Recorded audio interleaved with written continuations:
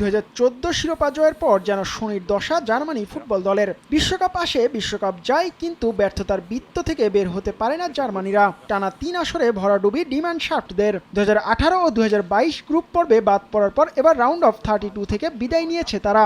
2026-এ বড় স্বপ্ন দেখিয়েও ভালো কিছু উপহার দিতে না পারায় কোচ হুলিয়ান নাগেলসম্যান এরই মধ্যে হারিয়েছেন চাকরি।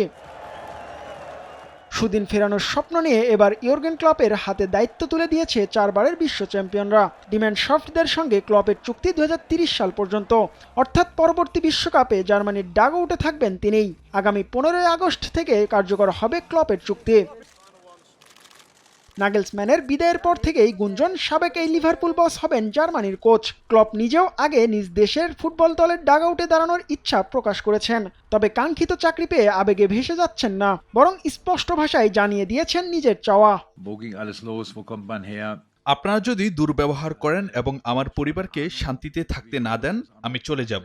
আমি জানি অন্য দেশে জাতীয় দলের কোচের সঙ্গে আরো বাজে আচরণ করা হয়। আমি এই কাজ ভালোবাসি, কিন্তু যদি প্রয়োজন পড়ে তাহলে আমি পদত্যাগ করার জন্য সব সময় প্রস্তুত আছি। জার্মান লিগের ক্লাব মেইনজে কোচিং ক্যারিয়ার শুরু করেন ইয়র্গেন ক্লপ।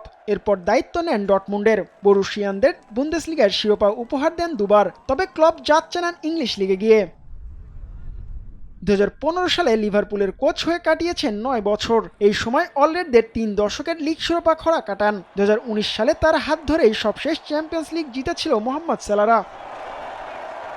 2024 সালে ক্লান্তির কথা বলে লিভারপুলের দায়িত্ব ছাড়েন ক্লপ। পরের বছর থেকে অস্ট্রিয়ান এনার্জি ড্রিঙ্ক প্রস্তুতকারক প্রতিষ্ঠান রেড বুলের হেড অব গ্লোবাল সকার হিসেবে নতুন চাকরি নেন তিনি। এবার সেখান থেকে নিজ দেশের হারানো গৌরব ফিরিয়ে আনতে দায়িত্ব নিলেন 59 বছর বয়সী এই মাস্টারমাইন্ড।